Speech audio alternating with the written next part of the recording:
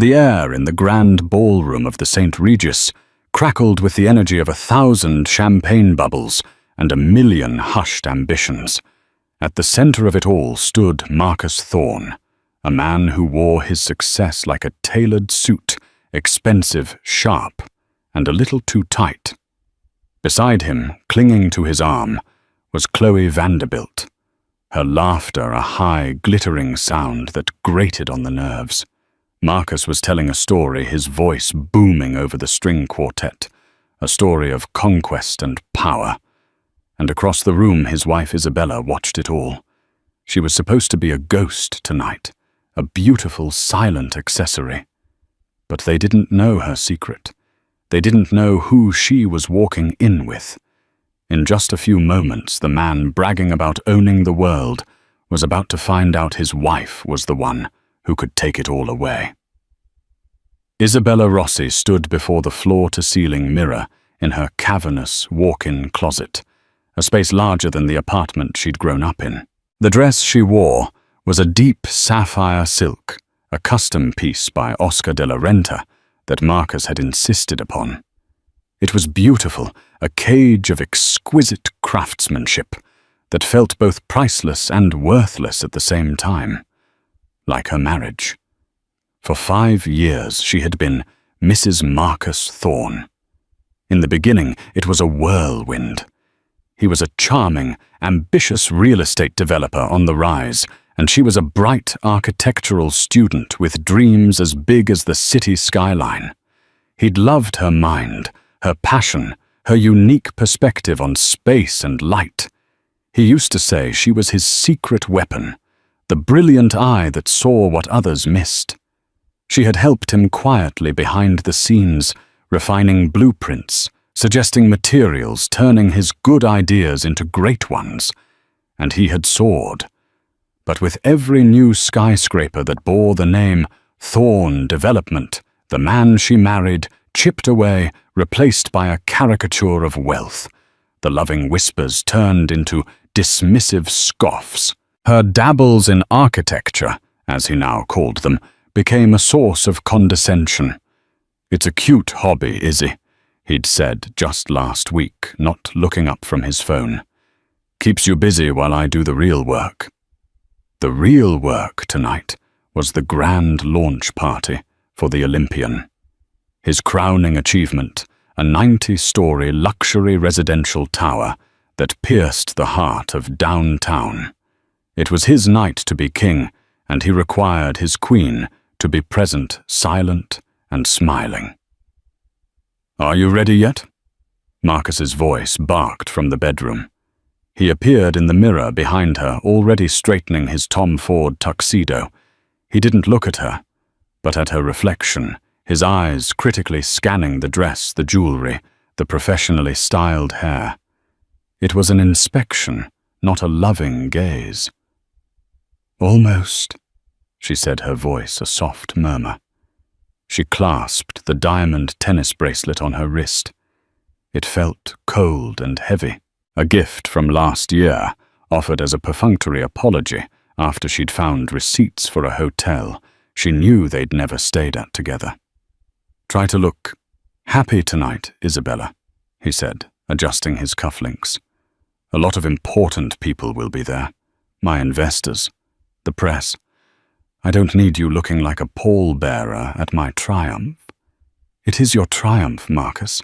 I wouldn't dream of taking away your spotlight," she replied, a subtle edge to her tone that he completely missed.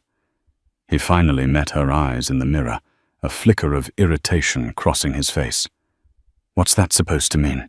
"It means congratulations," she said, smoothly turning to face him. "You've worked hard." He seemed to relax, taking her answer as the deference he expected. "Damn right I have. This is just the beginning. Tonight everyone is going to see what real power looks like." He gave her a once-over, then smirked. "You clean up well. Let's go. Don't want to be late to my own party." He walked out without her. He always walked a few steps ahead, as if she were a page in his entourage rather than his partner. Isabella took one last look in the mirror. The woman staring back at her looked like a stranger, a perfectly polished doll. But beneath the silken diamonds, a fire was building. For months, she had been planning her escape. Not by running away, but by building her own empire in the shadows he cast. For 2 years, while Marcus believed she was managing their social calendar and doodling in her home office, she had been working. She'd quietly taken on freelance projects under a pseudonym, building a portfolio of breathtakingly innovative designs. Her break came 6 months ago, a response to a blind submission for a confidential project by a notoriously private but legendary firm, Blackwood Holdings. She'd won. For the last 6 months, she had been leading a secret team, designing the most ambitious architectural project the city had seen in a century. She reported directly to the firm's enigmatic CEO, a man who valued talent above all else, Damien Blackwood. He knew her only as I, Rossi the prodigy who existed only through encrypted video calls and flawless digital renderings. He had no idea she was the wife of the flashy, arrogant developer he was mildly acquainted with. Tonight, at Marcus's request, Mr. Blackwood would be the guest of honor. And tonight, at Mr. Blackwood's request, I, Rossi, would be revealed. Isabella took a deep breath, the scent of her perfume, a fragrance Marcus had picked out, filling her lungs. It smelled like subjugation.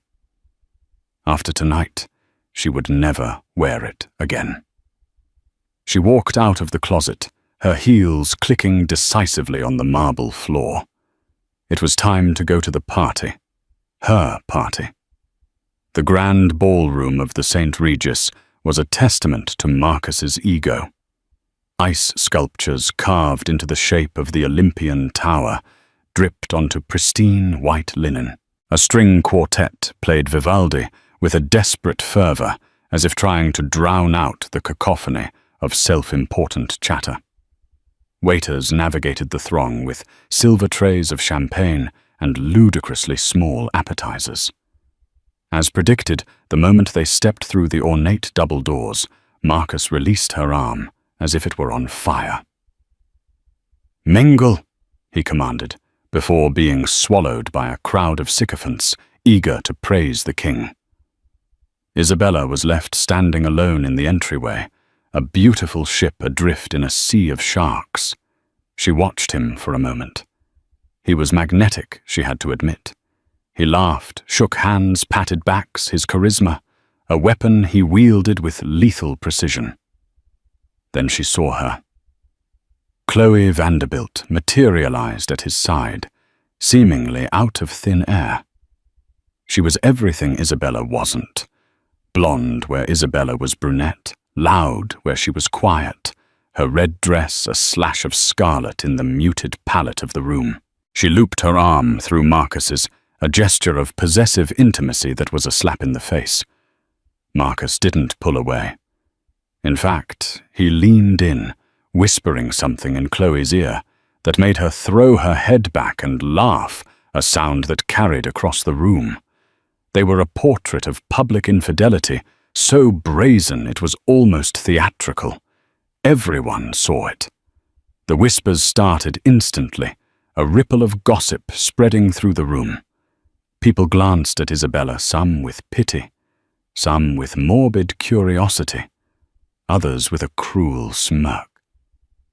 She had endured this humiliation for months, the discreet lunches that became public dinners, the business trips that coincided with Chloe's social media posts from tropical locations. Tonight was different. Tonight, their disrespect was the fuel she needed. Isabella held her head high, took a glass of champagne from a passing waiter, and moved gracefully through the room. She ignored the stares, the whispers. She was an actress playing her final scene as the docile wife. She exchanged pleasantries with a few business acquaintances who were polite enough to speak to her. Their conversations stilted their eyes constantly darting back to the spectacle of Marcus and his mistress. She found a quiet alcove near a set of French doors leading to a balcony. From here, she had a clear view of her husband. He was holding court, Chloe still attached to him, a preening bird with borrowed feathers. "He's finally done it," Marcus's voice boomed intentionally, loud enough to capture the attention of anyone within a 20-foot radius. "The city's most exclusive address. The penthouse is sold for a record-breaking figure. You have to be a certain kind of person to live in the Olympian. Someone with vision, with ambition." "Someone like you, darling," Chloe purred loud enough for all to hear. She ran a perfectly manicured finger down the lapel of his jacket. "You're a force of nature." "We're a force of nature," he corrected, squeezing her hand. The "we" hung in the air, a deliberate, and brutal exclusion of the woman who legally shared his name. A portly man in a pinstripe suit, one of Marcus's investors, clapped him on the shoulder. "You've got the Midas touch thorn, and a fine eye for assets." He winked, his gaze sliding over Chloe. Isabella's grip on her champagne flute tightened. Her knuckles were white. She watched Chloe lean in and kiss Marcus on the cheek, leaving a smear of red lipstick. He didn't wipe it off. He wore it like a badge of honor. "You know," Chloe said, her voice dripping with manufactured sweetness as she addressed the group. But her eyes found Isabella across the room. "It takes a special kind of woman to stand by a man like Marcus. One who understands the sacrifices required for greatness. Someone who isn't holding him back with trivial little hobbies." The barb was aimed directly at Isabella, and it hit its mark. A few people in the circle snickered. Marcus just grinned, a cruel, self-satisfied expression on his face. He saw Isabella watching them, and for a fleeting moment, their eyes met. There was no shame in his, no remorse, only a cold, dismissive challenge. "What are you going to do about it?" Isabella held his gaze. She didn't flinch. She didn't look away. Instead, she gave him the smallest, most enigmatic smile, and then turned her back on him completely. The dismissal was so subtle, so total, that it seemed to momentarily throw him off. He frowned, his bravado faltering for just a second. She stepped out onto the balcony, the cool night air a welcome relief from the suffocating heat of the ballroom. The city skyline glittered before her, a web of infinite light. Her city. She looked for the construction site, the dark silhouette of a new tower just beginning its ascent into the heavens. Her tower. A quiet presence joined her on the balcony. She didn't have to turn to know who it was. The atmosphere had shifted, charged with a quiet authority that cut through the noise of the party. A rather ostentatious display, a deep, calm voice observed. Isabella turned. Damian Blackwood stood there, a figure of understated elegance in a simple, perfectly cut black suit. He was older, perhaps in his late 50s, with silver hair at his temples and eyes that seemed to see everything. He held a glass of scotch, the amber liquid catching the light. "Mr. Blackwood," she said, her voice even. "I trust you're enjoying the party." "I'm enduring it, Miss Rosie," he corrected with a slight smile. "I'm not one for peacocks. I prefer eagles." His gaze flickered back into the ballroom towards Marcus. "Your husband has built a tall building. It remains to be seen if he has built a lasting one." He looked at her, then his expression unreadable. "Are you ready?"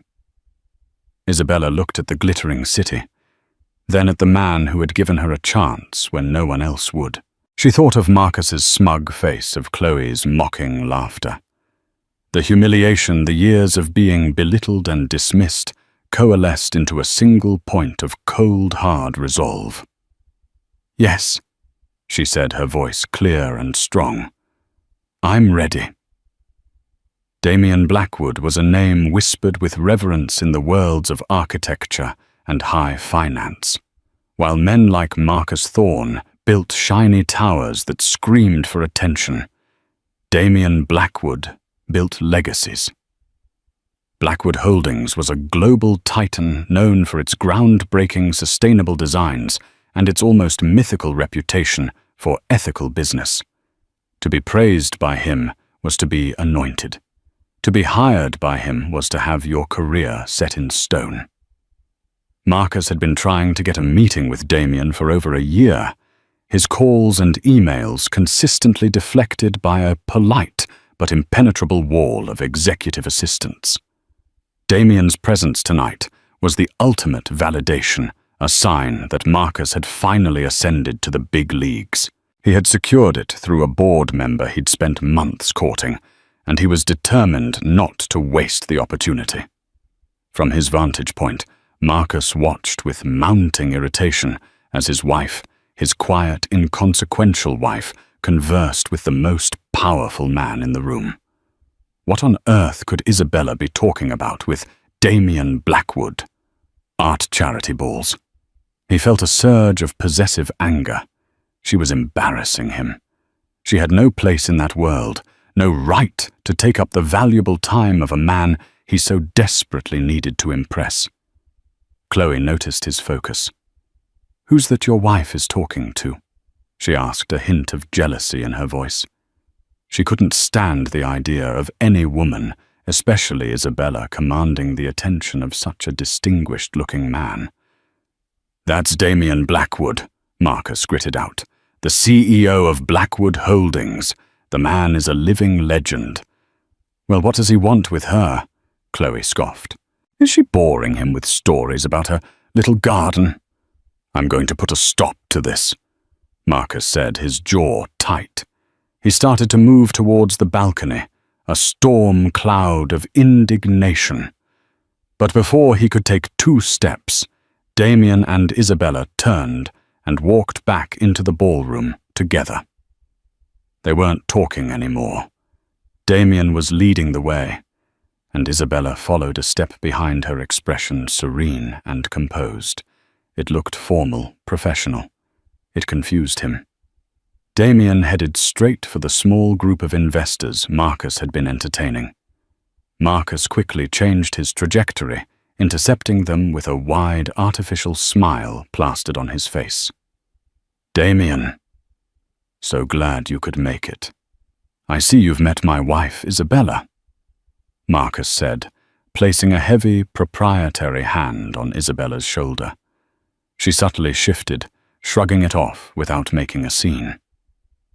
"We were just getting acquainted," Damien said smoothly, his eyes holding a twinkle that Marcus couldn't decipher.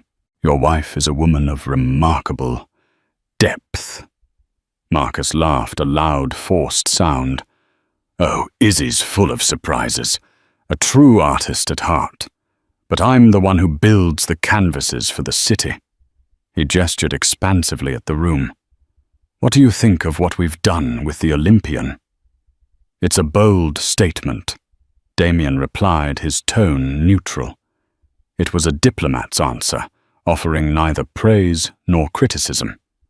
For a man like Marcus, who craved adulation, it was almost an insult. "Bold is my middle name," Marcus boasted. "We're already scouting locations for the next one, something bigger, taller, a true monument." He was practically salivating at the prospect of impressing Damien, of maybe even luring him into a future partnership. Isabella remained silent during the exchange, a silent observer at her own husband's side.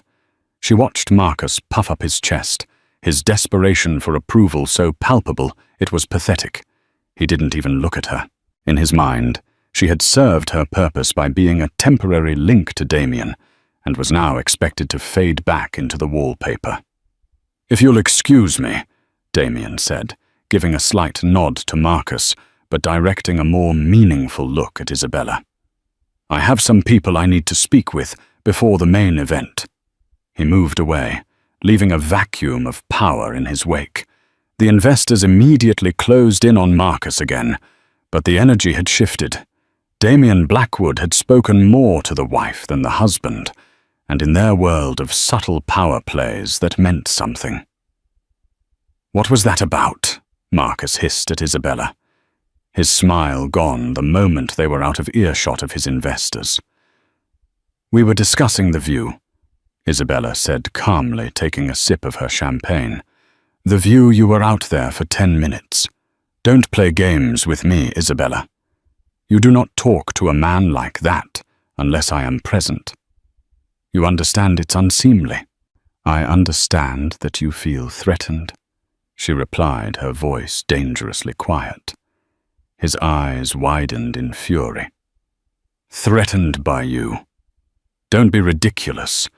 You're a housewife with a hobby. I'm the man who built that."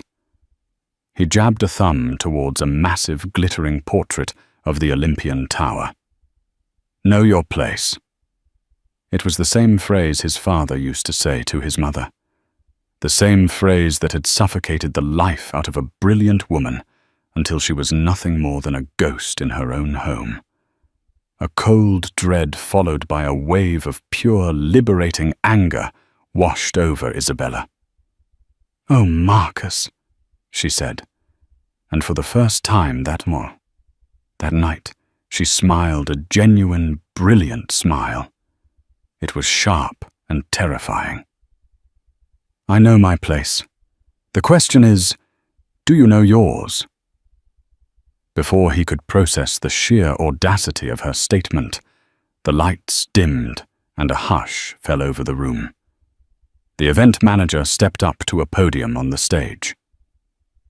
"Ladies and gentlemen, if I could have your attention. In a few moments we will hear from the man of the hour, the visionary behind the Olympian, Mr. Marcus Thorne." Applause rippled through the ballroom. Chloe reappeared, taking Marcus's hand and pulling him towards the stage, whispering words of encouragement in his ear. Marcus shot one last venomous glare at Isabella before plastering his public smile back on. His moment had arrived. Isabella stayed where she was, melting into the shadows at the edge of the room. The storm was no longer gathering. It was about to break. A spotlight found Marcus as he ascended the small stage, Chloe positioned strategically a few steps below him, like a handmaiden at the foot of a throne. He radiated smug satisfaction, soaking in the applause from the crowd of people who either depended on him, feared him, or wanted something from him. He tapped the microphone, the sound echoing through the suddenly silent ballroom. Thank you all for coming." He began, his voice smooth and practiced. "Tonight is not just about a building. It's about a vision of luxury, of power, of what our great city can become when ambition is unshackled." Isabella watched her heart, a steady rhythmic drum. She felt strangely calm, like an engineer watching a demolition she had meticulously planned. She saw Damian Blackwood, standing near the front of the stage. His expression impassive, a statue amidst the fawning crowd. Marcus launched into a self-congratulatory monologue, thanking his construction partners, his sales team, and his financial backers. He was charming and witty, playing the role of the maverick genius to perfection. "Building something like the Olympian?" he continued, his voice dropping to a more intimate, seemingly heartfelt tone. "It doesn't happen alone. It requires a support system.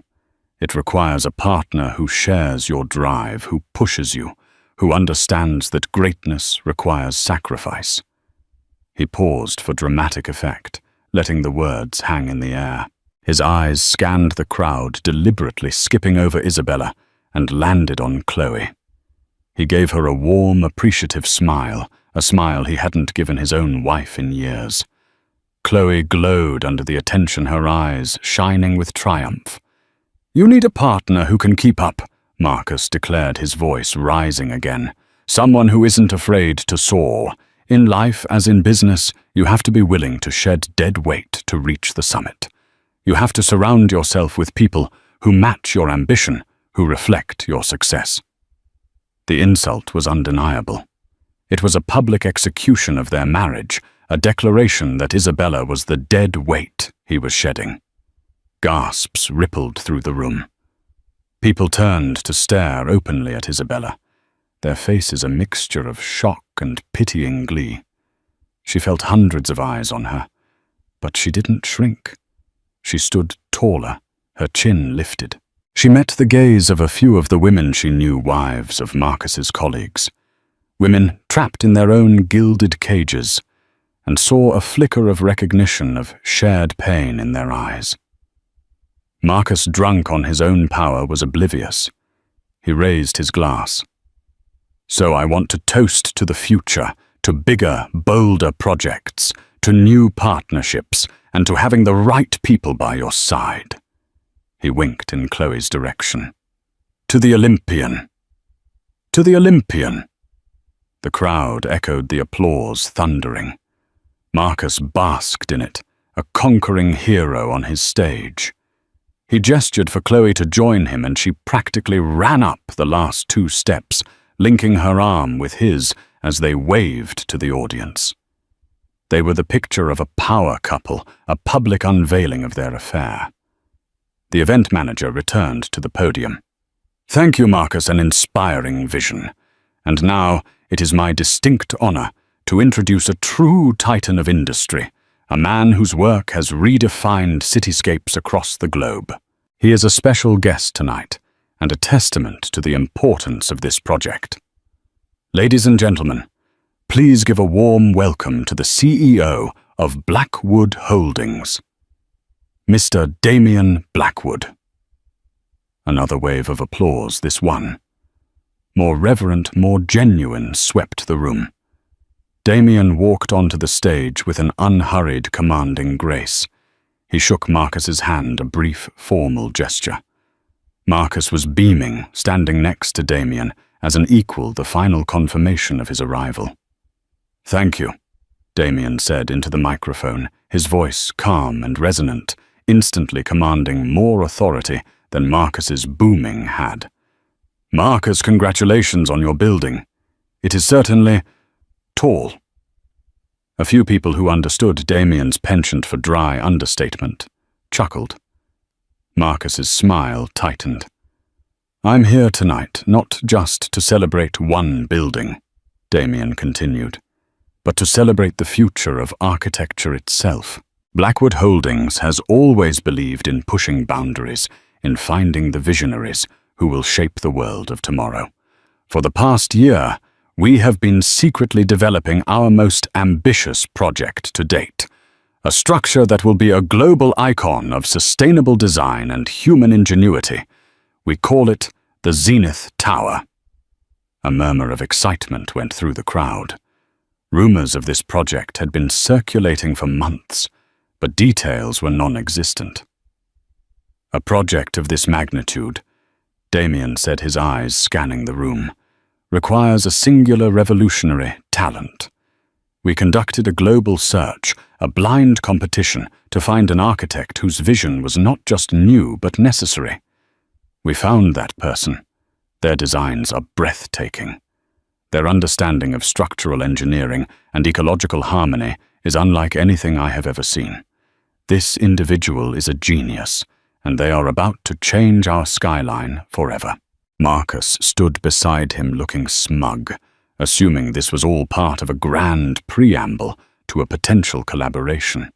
He was already imagining the headlines, Thorn and Blackwood, a partnership of titans. Chloe looked bored, already planning her post-party celebration with Marcus. Damien paused, letting the anticipation build to a fever pitch. Tonight I am here to end the speculation. It is my profound pleasure to announce for the first time publicly the lead architect and chief visionary behind the Zenith Tower. He turned his gaze, sweeping past Marcus, past Chloe, and locking directly onto Isabella, who was now stepping out of the shadows. Please join me in congratulating the brilliant mind behind it all. Ms. Isabella Rossi. The name dropped into the silent room like a stone into a perfectly still lake. Isabella Rossi. For a full 3 seconds there was nothing but a collective disbelieving silence. The string quartet had stopped playing. The waiters froze mid-stride. 1,000 champagne flutes were held suspended in the air. The first sound was a choked gasp. It came from Marcus. He froze. Utterly, completely, and comically frozen. The triumphant, smug grin was wiped from his face as if by a physical blow. His skin went pale, a sickly, chalky white under the stage lights. His eyes, wide with shock, darted from Damien Blackwood to the woman, walking calmly, purposefully towards the stage. It wasn't possible. It was a mistake. A joke. Izzy. His quiet, hobbyist wife Chloe's reaction was a mirror of his, but laced with a venomous disbelief. Her perfectly painted smile dissolved into an ugly snarl of confusion. Her head whipped between Isabella and Damien, the gears in her social climbing brain, grinding, failing to compute this impossible reality. Her grip on Marcus's arm went slack, and Isabella walked. She moved through the parted sea of stunned guests, each step a quiet declaration of independence. Her sapphire dress shimmered no longer a cage, but a suit of armor. Her expression was poised, serene, and utterly unreadable. She didn't look at the shocked faces, the whispering mouths. Her focus was on the stage, on the future that awaited her there. She looked powerful. She looked free. She reached the stairs, and Damien Blackwood, a true gentleman, stepped forward and offered her his hand. She took it, and he helped her onto the stage. She stood between the two men, the one who had tried to crush her, and the one who had given her wings. The silence finally broke, replaced by a wave of frantic, excited murmuring. The puzzle pieces were slamming into place in everyone's mind. The long conversation on the balcony, Damien's cryptic remarks, Isabella's quiet composure in the face of her husband's public infidelity. It wasn't weakness, it was waiting. The gossip hounds, the investors, the socialites, they all understood power, and they could feel the world tilting on its axis. Isabella stepped up to the microphone Damien had gracefully ceded to her. She looked out at the sea of faces, and for the first time she allowed herself to meet the horrified gaze of her husband. She held it for just a beat, a silent checkmate, before turning her attention to the audience. "Thank you, Mr. Blackwood," she began, her voice steady and clear, carrying to every corner of the ballroom. There was no trace of the timid, soft-spoken woman they thought they knew. This was the voice of a leader. "Thank you for your faith in my vision. The Zenith Tower is more than a building to me. It is a promise of a future where architecture serves humanity, not just ego, where sustainability is not an afterthought but the foundation. It will be a landmark not because of its height, but because of its harmony." She spoke for 2 minutes, outlining her philosophy with an eloquence and passion that held the entire room spellbound. She spoke of biomimetic design, of vertical gardens, of a net-zero energy system that would revolutionize urban development. She was brilliant. She was a star, being born right before their eyes. And she never once looked at Marcus again. He was invisible to her. He and Chloe stood frozen on the side of the stage, two statues in a tableau of public humiliation. The spotlight wasn't on them anymore. It was on Isabella. And it was blinding. When she finished, there was a beat of silence. And then the room erupted. The applause was deafening, a genuine thunderous roar of admiration that dwarfed the polite clapping Marcus had received. It was an ovation. Business leaders, city officials, rival developers, people Marcus had spent years trying to impress, were on their feet applauding his wife. Isabella smiled a real radiant smile and nodded her thanks. Damien Blackwood stood beside her, beaming like a proud mentor. He raised her hand in the air. "The future of architecture, ladies and gentlemen," he declared over the noise. Marcus Thorne, the man of the hour, had become a footnote at his own party. The reckoning was here, and it was just beginning. The thunderous applause that had greeted Isabella's announcement did not simply fade. It shattered, leaving behind a silence so profound it was almost louder than the noise it replaced. It was a vacuum charged with the electric hum of 1,000 calculations being made simultaneously.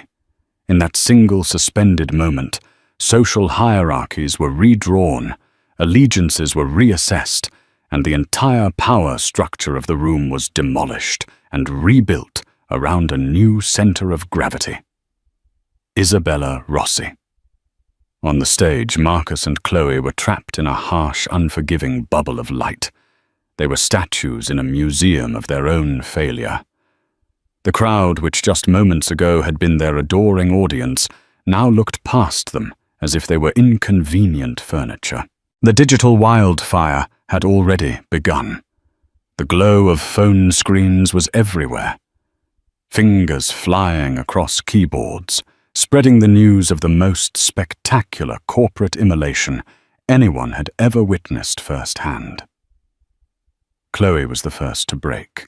Her carefully constructed facade of poised superiority crumbled into a mask of pure reptilian panic. "Marcus!" She hissed, her voice a venomous whisper that barely carried over the rising din of the crowd. Her manicured fingers dug into his arm like talons. "Do something, you look like an idiot. She's making a fool of you of us." Marcus didn't seem to hear her. His mind was a white noise machine of disbelief and fury. "Isabella. My Izzy." The name Rossi echoed in his skull. She had used her maiden name, a name he had worked so hard to erase and replace with his own. It was a declaration of war he hadn't even known was being waged. He replayed the last 2 years in his mind, a frantic, disjointed montage, her late nights in the study, which he'd dismissed as doodling, her hushed phone calls which he'd assumed were with decorators or charity organizers, her newfound confidence which he'd found irritatingly unfeminine. It hadn't been a hobby. It had been a coup planned and executed with military precision from inside the walls of his own home. He wasn't just betrayed. He was outsmarted, and the public nature of the revelation was the most exquisitely painful part of the torture. They stumbled off the stage, not walking, but being pushed by the sheer force of their own irrelevance. No one made way for them. They had to shoulder their way through clusters of people who pointedly turned their backs, suddenly engrossed in conversations. They were ghosts at their own feast. Across the room, Isabella was anything but a ghost. She was a supernova. A circle had formed around her, a collection of the city's most influential figures, all vying for her attention. Jonathan Croft, a rival developer who had once mockingly called Isabella Thorne's trophy, was now looking at her with an expression of raw, undisguised admiration. "Absolutely brilliant, Ms. Rossi," he said, pressing his business card into her hand. "If you ever decide to branch out, my door is always open." She handled the onslaught with a preternatural calm that unnerved Marcus more than any emotional outburst could have. She wasn't giddy with victory. She was simply in command. She accepted congratulations, deflected offers, and directed inquiries to a personal assistant, who Marcus realized with a fresh wave of nausea probably existed. Rage finally burned through the fog of his shock. He had to confront her. He had to regain control. He began to push his way toward her, a man swimming against a tidal wave of his own making. The crowd parted for him now, but not out of respect. It was with a morbid curiosity, the way one makes room for a car wreck. "Isabella," he barked, his voice raw. The vibrant circle around her fell silent.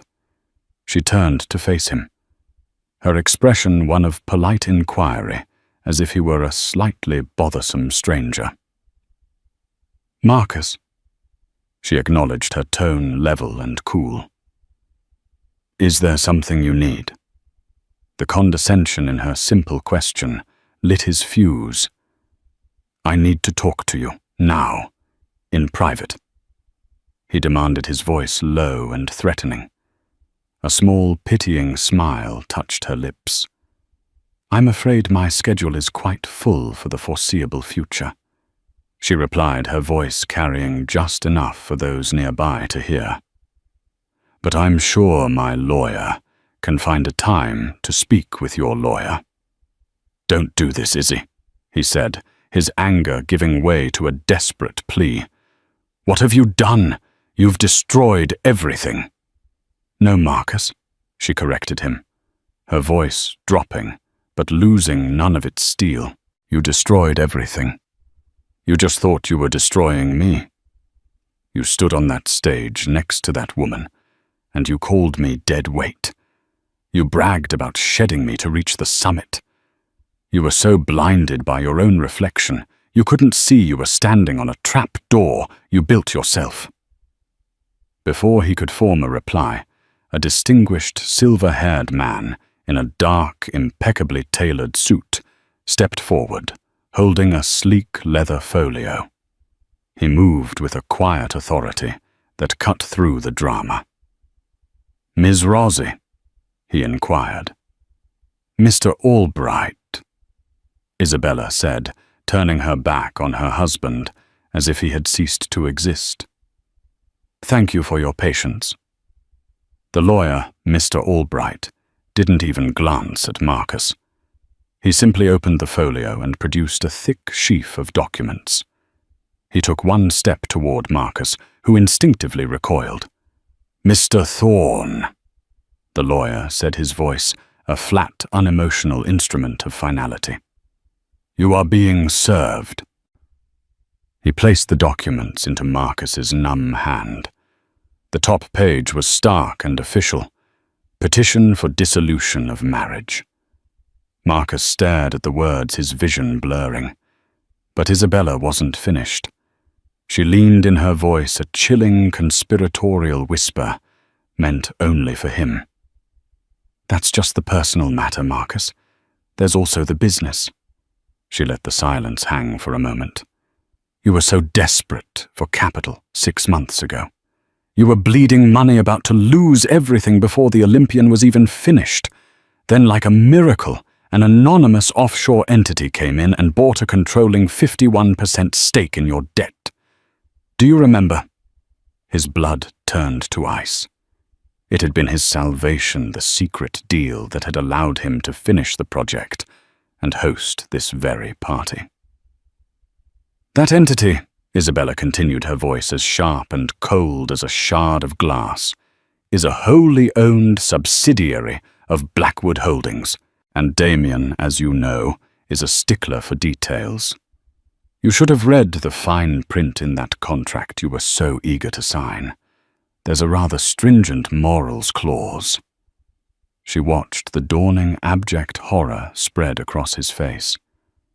"It stipulates," she recited, as if from memory, "that any public act of malfeasance, disrepute, or gross personal misconduct by the primary officers of Thorne Development that could damage the reputation of the project or its investors constitutes an immediate and total default. Standing on a stage and publicly humiliating your wife, who, as it turns out, is the lead architect of your primary investor's new flagship project, is, I believe, the very definition of gross personal misconduct." He finally looked up from the divorce papers, his eyes wide with the terror of a man who has just realized he's in a freefall. The trap was perfect. His own words, his own grandstanding, his own ego. They were the keys that had locked him in and thrown away the key. He was ruined, utterly and completely. Why? The word was a choked, pathetic rasp, the last gasp of a dying empire. Isabella looked at him, and for the first time she let him see the cold, burning fire behind her calm facade. "You told me to know my place, Marcus," she said, her voice a final, devastating verdict. "And I finally took your advice. My place is at the top. You just happened to be in the way." She turned without another word and walked away, rejoining Damien Blackwood at the edge of the crowd. Together they moved toward the exit, the sea of guests parting for them like the waters before a king and queen. Marcus Thorne was left standing alone in the center of the grand ballroom, a solitary island in a sea of his own making, clutching the twin testaments to his annihilation. The fallout was not a storm, it was a changing of the climate. As Isabella and Damien Blackwood departed the grand ballroom, they left behind a vacuum that was instantly filled with the frantic, high-pitched buzz of scandal. Marcus Thorne, the man who had stood on stage just minutes before as a king surveying his kingdom, was now a pariah in his own palace. He stood alone, the divorce papers, a flimsy, damning piece of evidence in his trembling hand. The air around him was thick with whispers, the pitying and scornful glances of his guests, feeling like physical blows. The party, his grand triumph, had become the public stage for his execution. His walk out of the St. Regis was the longest of his life. Every eye was on him. He could feel the glow of 100 smartphone screens pointed in his direction, capturing his disgrace for digital posterity. He found Chloe by the valet stand, her face a thunderous mask of rage and panic. "What was that?" she shrieked the moment the doors of his Rolls-Royce closed, her voice stripping away any pretense of sophistication. "She set us up. Marcus, she set me up. My face is everywhere. I'm going to be a laughing stock. Be quiet, Chloe." He mumbled, his mind a static-filled void. He couldn't process her concerns. They were like mosquito bites during a heart attack. "Quiet. Quiet," she screamed. "That witch just torpedoed your entire life, which, in case you've forgotten, I am a part of. You told me she was nothing, a boring little housewife with a sketchbook. You said she was dead weight. You have to fix this. Sue her. Annul the marriage. Something." But Marcus knew it was over. He had seen the look in Isabella's eyes. It wasn't anger or hatred. It was something far more terrifying indifference. It was the look one gives to a problem that has already been solved and filed away. The next morning, the climate change became a Category 5 hurricane.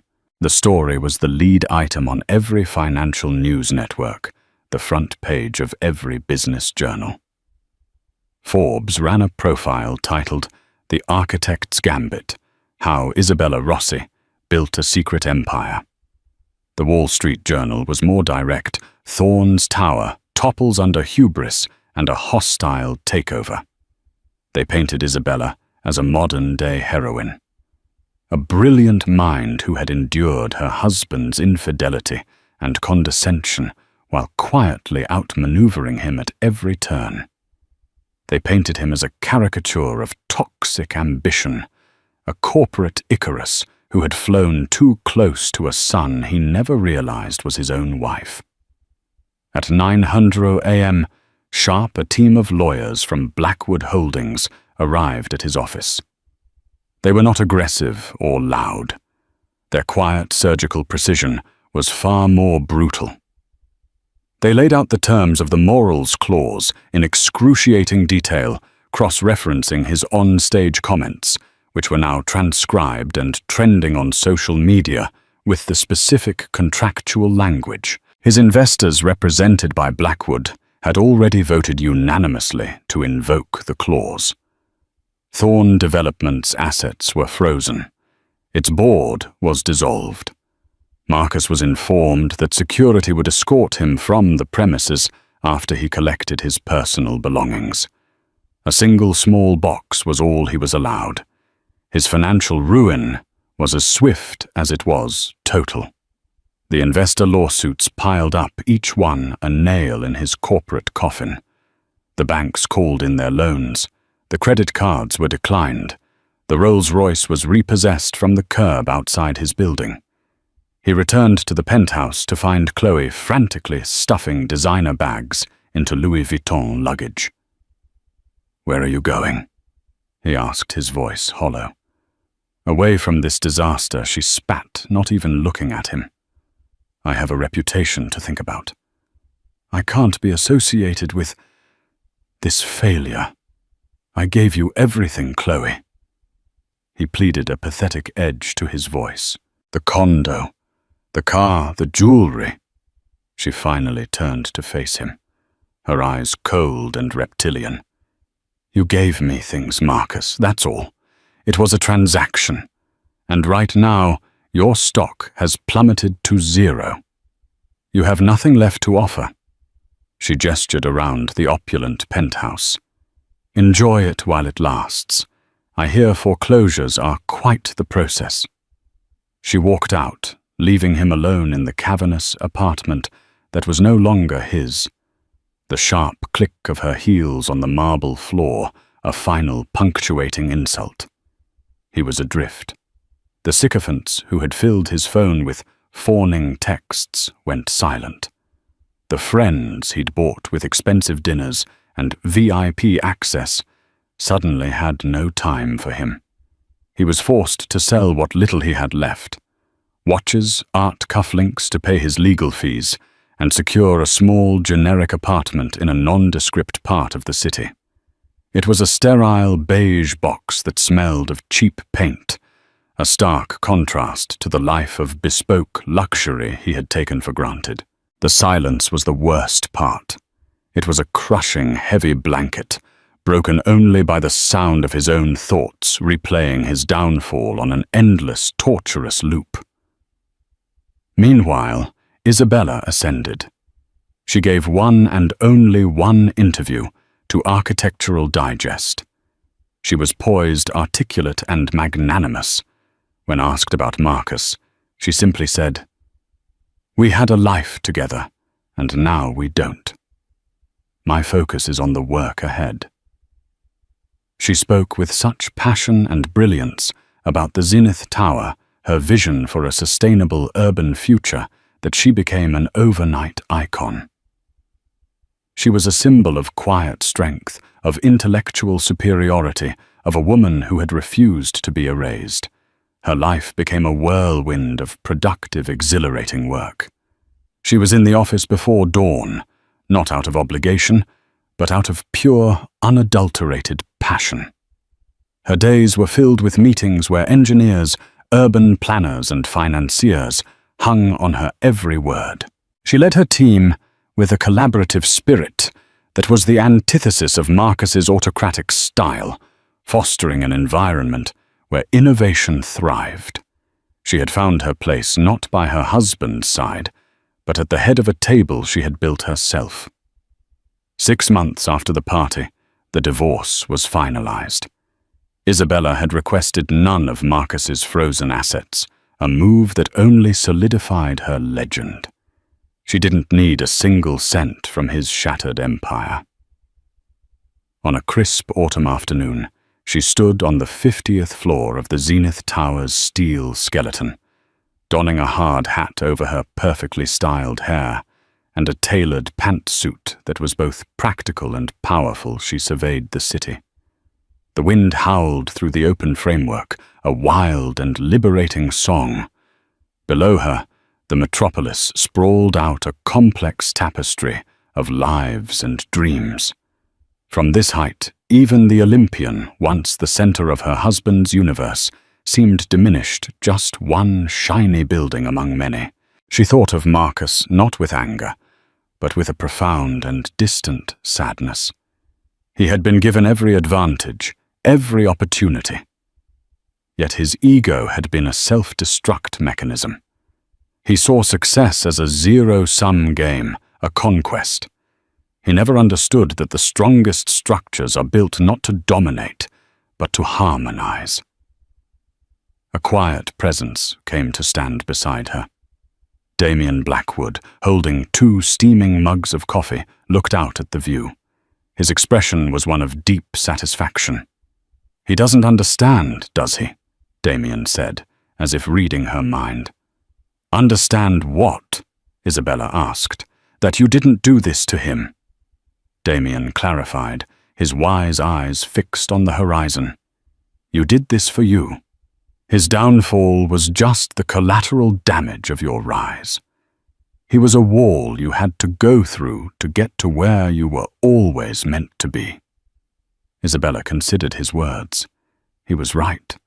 Her plan had never been about revenge. It had been about survival, about reclaiming the person she had almost lost. "I spent 5 years helping him lay the foundation for his legacy," she said softly, more to herself than to Damien. "It never occurred to me. I should be laying my own." "A foundation is everything," Damien agreed. "Without a solid one, anything built on top, no matter how tall or shiny, is destined to collapse." Isabella took a sip of her coffee, the warmth spreading through her. She looked at the raw concrete beneath her boots, the powerful steel beams reaching for the clouds around her. This was her foundation. It was built not on a marriage contract or social status, but on her own talent, her own resilience, her own unbreakable will. The wind picked up, pulling at her coat, but she stood firm, unmovable. The woman who had once been a silent accessory in a gilded cage was now the architect of the skyline, and her greatest work was just beginning. That's where Isabella's story of rebirth truly begins, and where Marcus's cautionary tale ends. It's a powerful reminder that the brightest lights are often forced to shine in the darkest shadows before they can finally be seen. Her journey wasn't just about getting revenge. It was about reclaiming her identity and her power in a world that tried to render her invisible.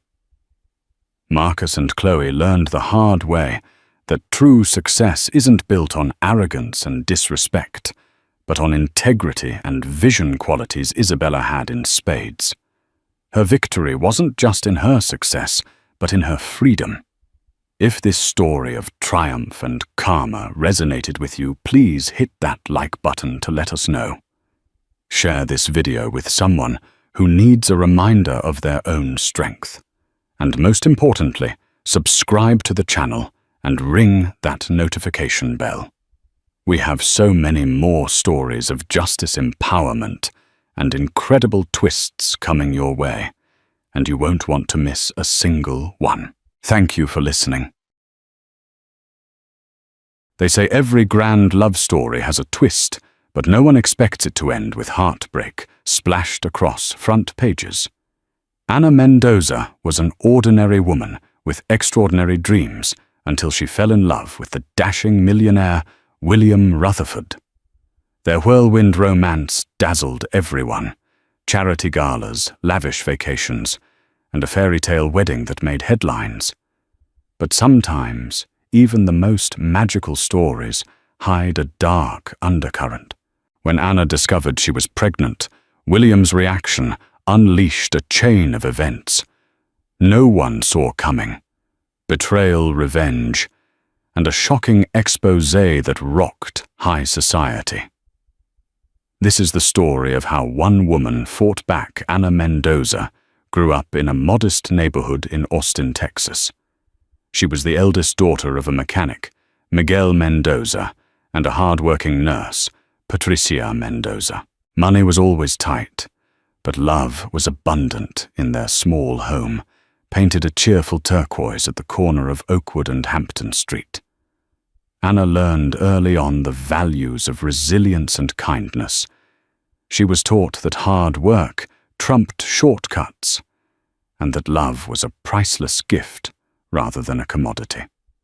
Despite these humble beginnings, Anna stood out for her spirit and intelligence. She excelled in her studies, dreaming of one day becoming a journalist who could shed light on injustices around the world. While her ambitions soared, so did her curiosity about life beyond her humble neighborhood.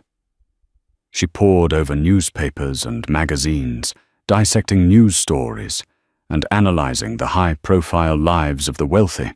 She read about entrepreneurs like Bill Gates and admired how philanthropic giving could change entire communities, yet was often frustrated that powerful people could also remain blind to the struggles of others. After graduating with top honors from a local high school, Anna managed to secure a scholarship to the University of Texas at Austin. She majored in communications and minored in political science, hoping to sharpen her writing skills and focus on global issues. During college, she volunteered at a local newspaper, the Austin Tribune, under the guidance of an old-school editor named Harriet Sullivan, who taught Anna to investigate thoroughly and write passionately. Anna's keen eye for detail and empathetic approach to storytelling gained her recognition. One fateful evening at a charity fundraiser for children's literacy, Anna caught the eye of William Rutherford, a charismatic millionaire investor originally from New York. William was in his late 30s and already known for his wide-ranging portfolio tech startups, real estate, sustainable energy.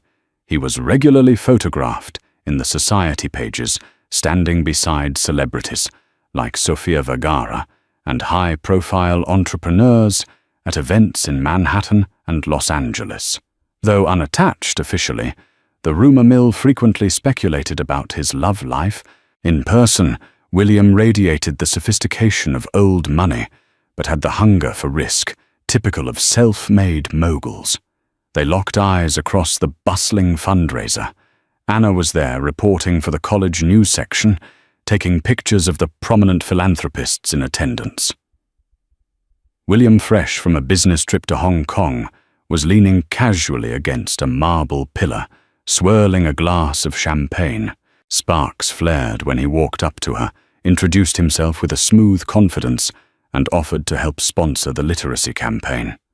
Anna was taken aback by how gracious he seemed. He asked about her goals, her volunteer work, and her writing aspirations.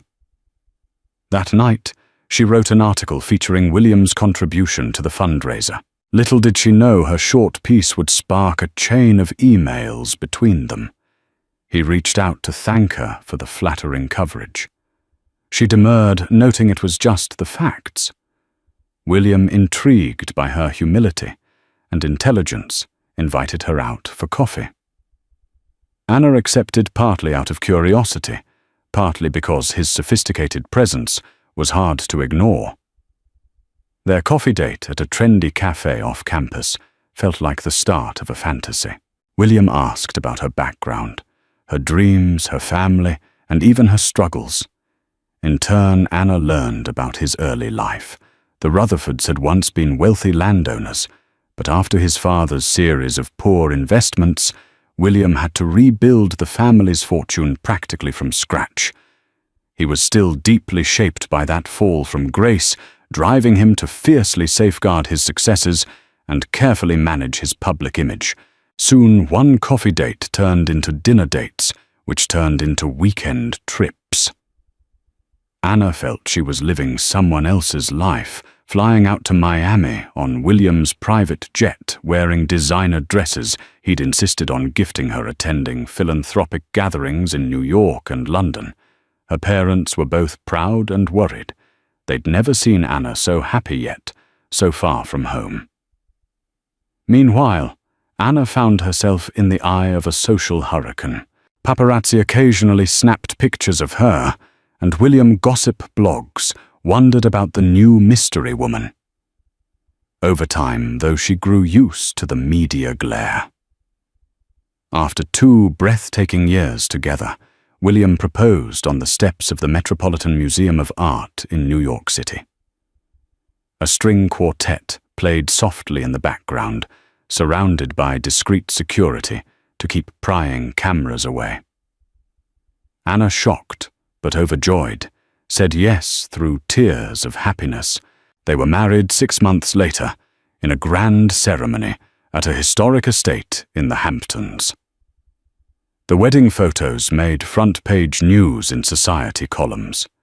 The millionaire from New York weds the smart Texan journalist. Their first dance was to a live performance of At Last by Etta James's tribute singer.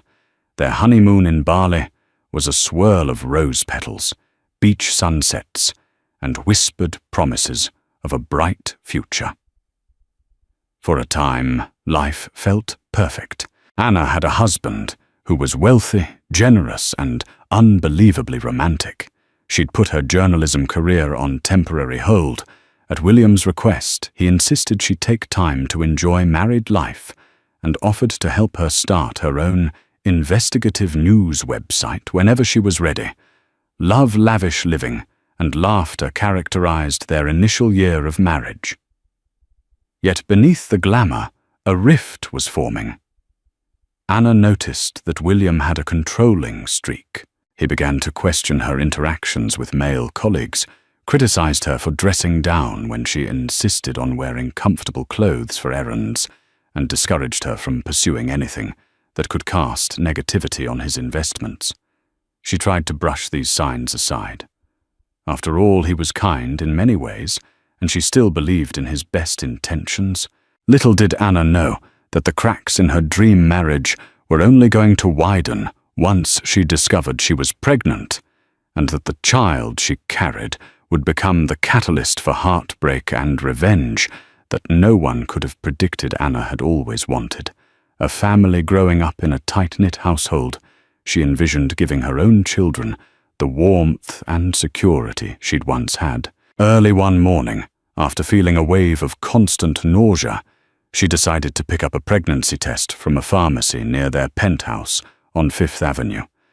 She took the test in the lavish marble bathroom with trembling hands. 2 lines are positive. Her heart soared with joy, imagining telling William that they were about to be parents. Perhaps, she thought, a baby would bring them closer together. Lately, William's controlling behavior had escalated. He was checking her phone, questioning her every expense. She hoped the news of their child would soften his rough edges, remind him of what truly mattered, beyond wealth and reputation. That evening, she prepared a special dinner at their penthouse, her mother's recipe for chicken enchiladas, fresh guacamole, and a creamy flan for dessert. She was determined to create a warm setting to announce the joyous news. William arrived late, looking harried, a deep furrow in his brow. He barely acknowledged the table filled with her carefully prepared dishes. Anna tried to lighten the mood, guiding him to sit, pouring him a glass of wine, which he accepted absent-mindedly. Then, with a beaming smile, she told him, "William, I'm pregnant. We're having a baby." A long silence followed. William set down his wine and stared at her. Anna expected happiness, relief, anything but the coldness that settled over his features. When he finally spoke, his voice was tight. "Are you certain it's mine?" Anna felt like she'd been slapped. She stammered through confusion and hurt, reminding him that she'd been faithful. But William's eyes burned with suspicion. He muttered about the timing being far from ideal, about how the responsibilities of fatherhood could weigh heavily on his business dealings, about how he needed to be absolutely sure. Anna was stunned. This wasn't the man who had courted her so sweetly, who had claimed to love every part of her soul. In the days that followed, William's behavior grew increasingly distant and dismissive. He demanded a paternity test, subtly casting doubt on Anna's character. Heartbroken Anna agreed to the test, desperate to prove she was telling the truth and to salvage their relationship. The results, of course, showed William was the father, yet his relief was overshadowed by cool calculation rather than joy. Anna overheard hushed phone calls, snippets about prenuptial agreements, potential legal ramifications. Although they had signed a prenup, the baby introduced new elements that might complicate William's finances and public image. One evening he left for a business trip to Silicon Valley and never returned home. Days melted into weeks. Anna tried calling him, texting him, sending emails. His replies were curt and cold. She found out through a business news article that he had flown to London for a series of meetings with technology investors and had spent weekends hobnobbing with wealthy aristocrats in Monaco. All the while, Anna grew more anxious, battling morning sickness and heartbreak in their once cozy penthouse that now felt like a gilded cage. Harriet Sullivan, Anna's old mentor from the Austin Tribune, reached out to see how she was doing. Anna hesitated, but eventually confided that something was deeply wrong in her marriage. Harriet, protective as ever, urged her to not let William walk all over her. Harriet also reminded Anna that her investigative talents could be harnessed to uncover truths even within her personal life. More than once, Harriet said, "Don't forget you have the heart of a reporter. Use it if you need to." One day, Anna woke up and found a note on the dining room table, presumably delivered by one of William's staff in the early morning hours. The message was brief and devastating. William was ending their marriage. He demanded she move out of the penthouse. He wanted no further obligations toward her, except for a financial settlement that his lawyer would draft. Anna felt her entire body go numb, tears streaming down her cheeks as she read the letter. She was 4 months pregnant, exhausted, and tossed aside like an inconvenient piece of baggage. Broken but not beaten, Anna packed her belongings. She left the penthouse that same day, ignoring the sympathetic looks from the staff who had come to care for her. With nowhere else to go in New York, she booked a flight home to Austin. Her father Miguel picked her up from the airport, eyes brimming with concern when he saw his daughter pale and trembling. Though she tried to hold back tears the moment she collapsed into his arms, her anguish poured out. There in her childhood bedroom, Anna clutched her belly and resolved to protect her unborn child from William's cruelty. She also felt an ember of anger spark within her. For the first time, Anna found herself wondering if William had secrets dark ones, and whether she had been chosen for his agenda rather than for love. In the weeks following her return to Austin, Anna wrestled with heartbreak, embarrassment, and fear about the future. She wanted to believe that William's abandonment was just a temporary lapse in judgment. But her calls and messages continued to go unanswered. His lawyer, a polished man named Maxwell Carmichael, reached out instead with a generous settlement offer and a confidentiality agreement. Anna was shocked by the coldness of it all. She was supposed to hush up her entire relationship, accept a payout, and vanish from William's life. Furious, she refused to sign immediately. Time slowed down in that painful limbo. Her belly grew rounder, a daily reminder of the life inside her, and the father who wanted nothing to do with them. Her parents, though supportive, were worried about finances. Patricia had just been through a health scare and was too weak to keep working. Double shifts, Miguel's mechanic shop needed urgent repairs and new equipment. Anna began to wonder if taking William's settlement might be the pragmatic move for the sake of her family and the baby. Yet a deeper instinct told her not to cave, that something about William's abrupt shift was more than just a selfish decision. There was something bigger beneath the surface. Determined to find answers, she contacted Harriet Sullivan again. Harriet visited Anna in Austin, taking her out for lunch at a cozy cafe, over steaming mugs of peppermint tea. Anna confided all the abrupt abandonment, the soulless note, the financial settlement, hush money. Harriet listened gravely, then offered a suggestion that would set Anna on the path of discovery. Investigate William's recent business dealings. Maybe his sudden decision to discard her had roots in hidden debts, shady partnerships, or an upcoming scandal that fatherhood would complicate. Energized by Harriet's idea, Anna began quietly digging. She scoured financial news articles, looking for clues about William Rutherford's ventures: Rutherford Real Estate Group, Rutherford Tech, Investments, Rutherford, Sustainable Energy. His empire seemed unstoppable.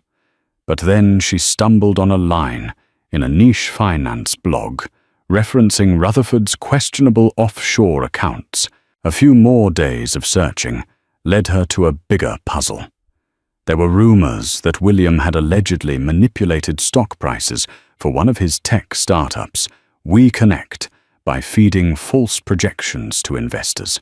Officially, everything looked squeaky clean, but whispers in the finance community suggested otherwise. Anna also discovered an SEC inquiry had been launched quietly. No mainstream media source had covered it yet. A potential scandal of that magnitude could topple a man like William Rutherford. His image as a philanthropic sweetheart would be replaced by the label of a fraudster. Anna's journalistic instincts flared to life. Could William's decision to cut ties with her be part of a strategy to protect his empire?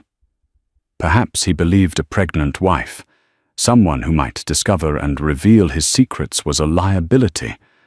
Or maybe he feared that if the scandal broke, she'd become an unwilling accomplice. Still, Anna needed more concrete evidence. She set up phone calls with ex-employees of Rutherford's companies, speaking under the guise of a journalist doing a feature. She reached out to old acquaintances in New York's philanthropic circles. She even ventured into the dark corners of online finance forums. Piece by piece, a disturbing picture emerged. William was rumored to be funneling investor money into personal projects, using shell companies registered in Caribbean havens to mask suspicious transactions. Though Anna lacked the smoking gun, the circumstantial evidence pointed to major financial misdeeds, and it was all hush-hush, probably because people feared William's litigious nature. Meanwhile, Anna had to face her personal challenges: doctor's appointments, the emotional toll of impending single motherhood, and the swirling confusion of heartbreak. Sleep grew elusive. She'd toss and turn in her childhood bed, glancing at her phone, hoping for a message from William that never came. Instead, Maxwell Carmichael's legal team kept sending her urgent requests to sign the settlement. They threatened that her refusal to comply would end in a drawn-out legal battle and zero support for the baby. Anna resolved that before she made any decision, she needed that smoking gun. She had to know the truth about William's underhanded dealings. If he was indeed committing financial crimes, she'd use that as leverage to ensure her child's future and reveal his true nature. If she discovered nothing, she'd sign the settlement, walk away, and pray for peace. The next day, she booked a flight to New York, telling her concerned parents that she needed just a few days to settle her business. Harriet agreed to meet her there. Donning a brave face and a trench coat that used to fit her better before pregnancy, Anna stepped back into the city that had once felt so glamorous, determined to uncover the truth about the man she had married. Anna checked into a modest hotel on the Lower East Side, far from the five-star accommodations she used to frequent with William. She used Harriet's press credentials to set up interviews under the pretext of writing a piece on philanthropy and tech entrepreneurs. Under that cover story, Anna managed to speak with lower-level employees in William's venture capital offices. Most were tight-lipped. William paid well, and loyalty ran deep. But a few discreetly hinted at suspicious transactions, though they were too scared to go on record. Desperate for more, Anna rummaged through corporate filings at the local business registries. Harriet helped cross-reference addresses and scanned through old newspaper archives for anything linking Rutherford's companies to known shell entities or past controversies. It was an uphill battle. William's legal team was adept at burying digital footprints, but Harriet had taught Anna the importance of patience in investigative work. If you keep searching, eventually a thread will appear. Their breakthrough came from an unlikely source, an accountant named Linda Farnsworth, who had once worked at Rutherford Tech Investments. Anna discovered Linda's name buried in a public lawsuit docket. She had sued Rutherford Tech for wrongful termination and settled out of court. After some coaxing, Linda agreed to meet Anna in a quiet bookstore cafe away from prying eyes. When Anna showed up, Linda looked nervous, glancing over her shoulder as if she expected to be followed. "It's not safe for me to talk about this," Linda whispered, her fingers trembling around a cup of chamomile tea. "I signed an NDA. I could lose everything if I reveal details." Anna leaned in, speaking softly, but with urgency. "I'm William's wife," she said, voice breaking. "He left me. I'm pregnant with his child, and I suspect he's involved in something illegal. I don't know what to do. Please, Linda. Anything you can tell me might help me protect my baby, protect myself." Seeing Anna's distress, Linda's expression softened. She began carefully explaining how, during her time at Rutherford Tech, she noticed large sums of money being transferred between several accounts that didn't match any official projects.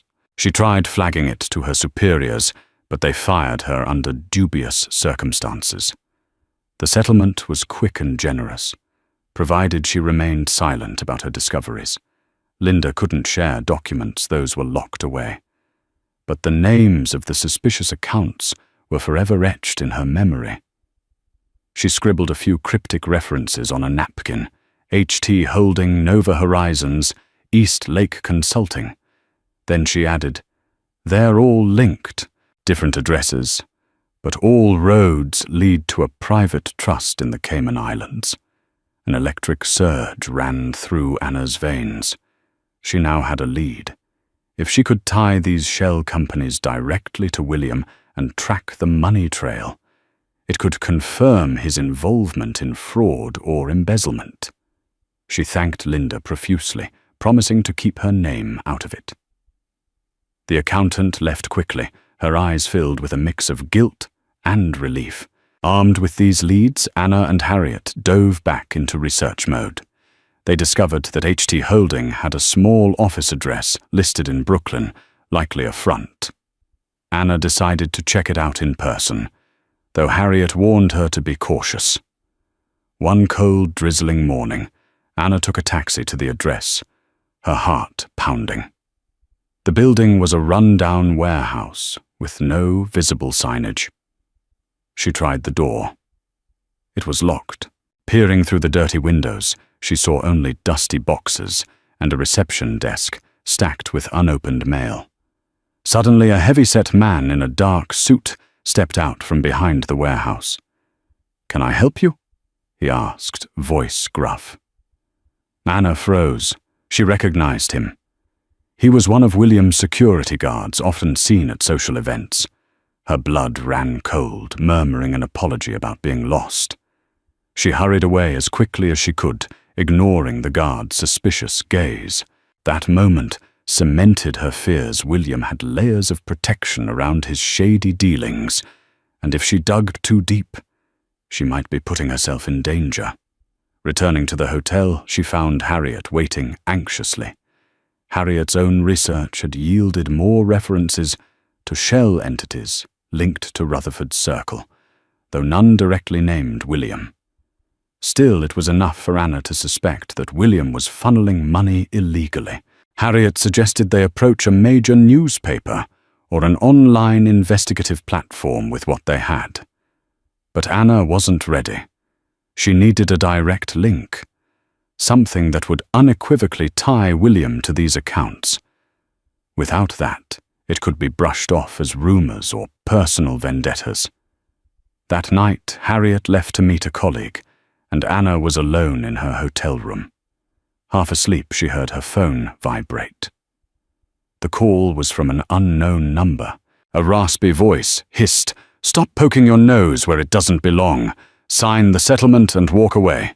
You don't want to bring trouble on yourself or your baby." Before Anna could respond, the line went dead, shaken to her core.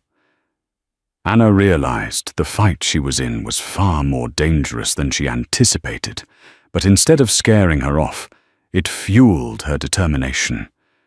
She refused to be intimidated by shadowy threats. Memories of her father's advice floated back to her. Right is right, even if it's hard. You can't let fear control you.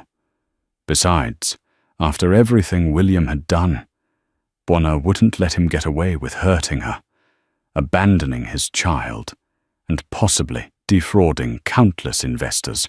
Her unborn baby deserved justice, and she intended to secure it. The following day, Harriet arranged for Anna to meet a trusted investigative journalist, Mark Underwood, who worked for a reputable national paper. Mark had reported on corporate fraud cases before including high-profile exposés that led to resignations and lawsuits over coffee. Anna laid out her findings and expressed her fear that she didn't yet have the definitive proof to implicate William Rutherford. She needed Mark's network resources and expertise to solidify the story. Mark was intrigued. He agreed that the thread linking William to the shell accounts was the story's linchpin. "We need actual transaction data or testimonies from insiders who can confirm Rutherford's direct involvement," he said, scanning through Anna's notes. "Otherwise, it's circumstantial." While Harriet believed Mark could be trusted, Anna felt torn. If they went public too soon, William's legal team would discredit her as a spiteful ex-wife. She also risked him shutting down any remaining leads. Mark, sensing her internal conflict, reassured her they'd keep everything confidential until they had a rock-solid case. "But we've got to move quickly," he warned. "Money flows in and out of these shells fast. If Rutherford knows we're close, he'll bury them over the next few days." Anna collaborated with Mark's newspaper's research team, cross-referencing data from corporate registries and banking disclosures. She noticed that Harriet was uncharacteristically silent sometimes, leaving for hours without explanation. Anna guessed Harriet might have her own methods for unearthing information. She also found herself wishing she could confide everything to her family, but she didn't want to burden her mother and father with fear for her safety. At 5 months pregnant, her body was going through changes that left her exhausted, but she pushed through, driven by a fierce love for her unborn child. While scanning an SEC filing late one evening at the newspaper's office, Anna felt a sudden sharp pain in her abdomen. Alarmed, she tried to breathe steadily, telling herself it was just stress. She ended up in the break room, hands shaking. Mark found her pale and sweating, insisting on driving her to the nearest hospital. After an anxious examination, the doctor assured her the baby was fine, but warned her about overexertion. "You must reduce stress," he stressed. "Your child's health depends on it." That night, lying in a hospital bed, Anna realized she was treading a dangerous line. Should she sign the settlement, vanish from William's world, and give her baby a secure, if silent, future? Or should she keep pushing for the truth and risk everything? Images of William's betrayal collided with thoughts of the baby's uncertain future if Anna didn't secure child support. Then she remembered her father's words and Harriet's unwavering support. "You have the heart of a reporter." Harriet had said Anna couldn't live with herself if she walked away from the biggest story of her life. a story that was also deeply personal. She checked out of the hospital the next morning, resolving to push forward, but promising herself she'd be mindful of her health. Upon returning to the newspaper's office, Mark greeted her with an urgent expression. "We got something," he said quietly. A confidential source had provided partial access to some offshore transaction records.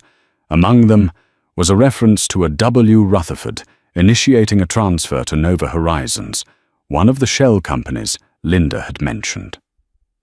This was the first direct naming of William in the context of an overseas funnel. Mark believed they could use it to pressure more sources to come forward. Excitement and dread warred inside Anna. They finally had a tangible link, but it was still incomplete, just a single transaction. Nonetheless, they decided to approach a forensic accountant to verify its authenticity. If it checked out, they would be one step closer to undeniable evidence. The forensic accountant confirmed that the transaction was real, but cautioned that William's legal team would attempt to discredit the leak or claim that the W. Rutherford on record was someone else. They needed a pattern of transactions, an unequivocal paper trail. Just as Anna was preparing for another day of digital sleuthing, she received a call from Harriet, who sounded breathless. "Meet me at the place you first started digging, the coffee shop on 42nd Street. Harriet said, confused but trusting her mentor. Anna hailed a cab. When she arrived, Harriet handed her a small manila envelope, eyes glittering with excitement. "I told you, I had a few tricks up my sleeve," Harriet said. Inside the envelope were copies of bank statements linking multiple transactions from William Rutherford's personal trust to Nova Horizons East Lake Consulting and several other shell entities. There were time stamps, official bank stamps, enough to create a damning mosaic of fraudulent activity. Anna gaped at Harriet. How Harriet just gave a knowing smile. "I'm an old reporter with old connections. Let's just say, not everyone in Rutherford's circle is loyal to him anymore. Word travels fast when someone abandons a pregnant wife." Tears pricked Anna's eyes. She hugged Harriet, whispering her thanks. With these documents, they had everything needed to reveal William's crimes. Anna sat at the edge of the bed in Harriet's apartment, the morning light filtering through gauzy curtains. Her heart raced, though she tried to still it, with deep, steady breaths.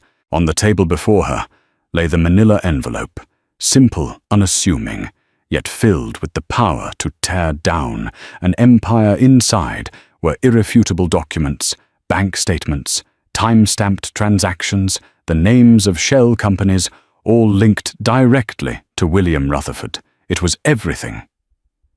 Proof not only of his betrayal as a husband, but of his crimes as a public figure. Harriet's eyes sparkled with quiet pride as she poured Anna a cup of mint tea. "You ready?" she asked gently, placing the warm mug beside her. Anna's hand trembled slightly as she reached for it. The tea was meant to soothe, but nothing could dull the storm brewing inside her. "I don't know if I'm ready," Anna admitted, "but I know I have to do this." Mark Underwood, the seasoned journalist from the national paper, met them downstairs. His usual stoic expression had softened. He understood what this moment meant.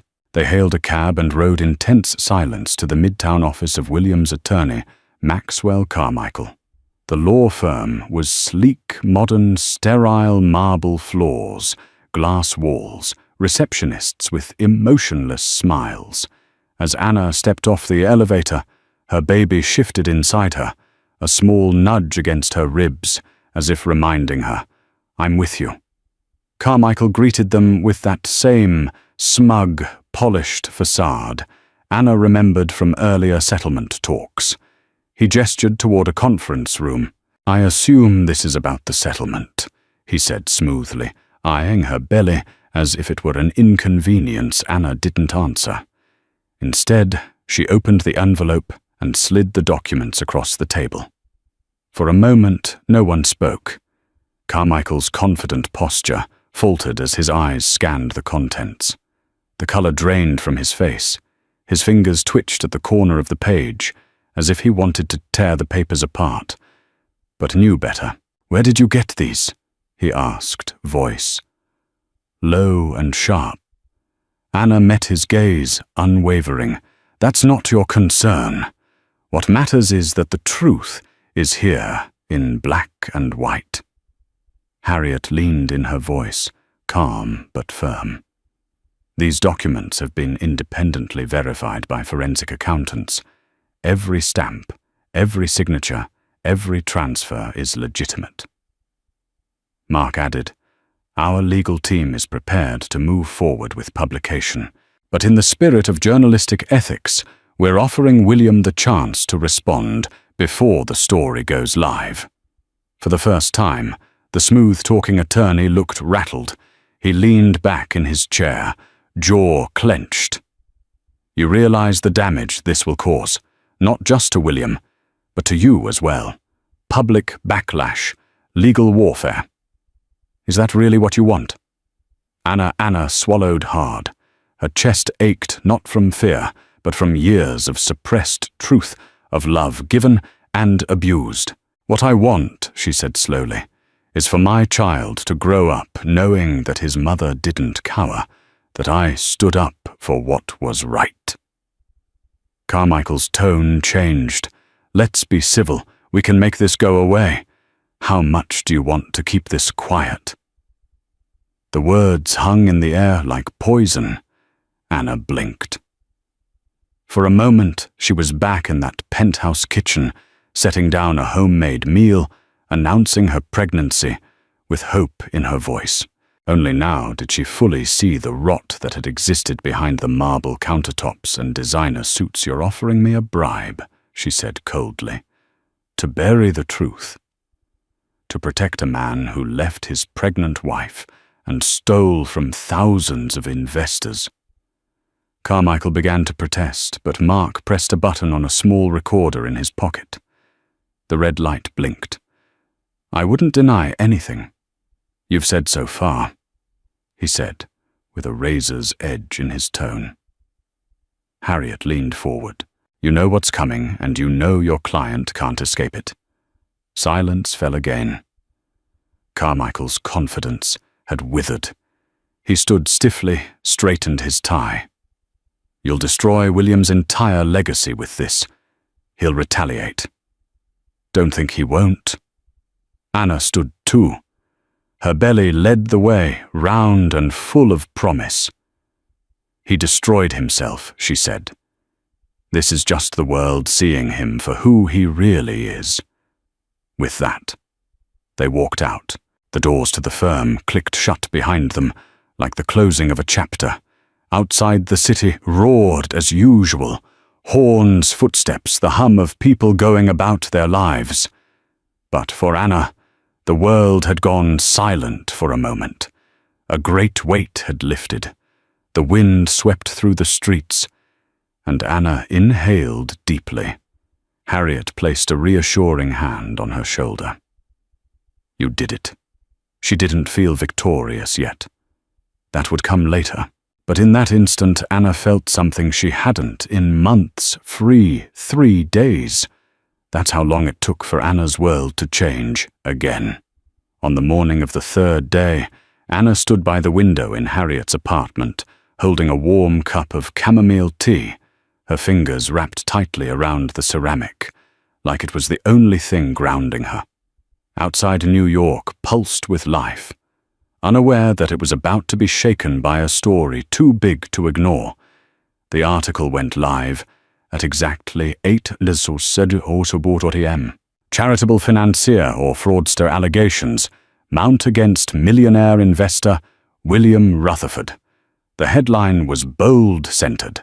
Impossible to look away from. Mark Underwood's byline appeared just beneath it, alongside a small note with contributions from Harriet Sullivan and an anonymous source close to Rutherford.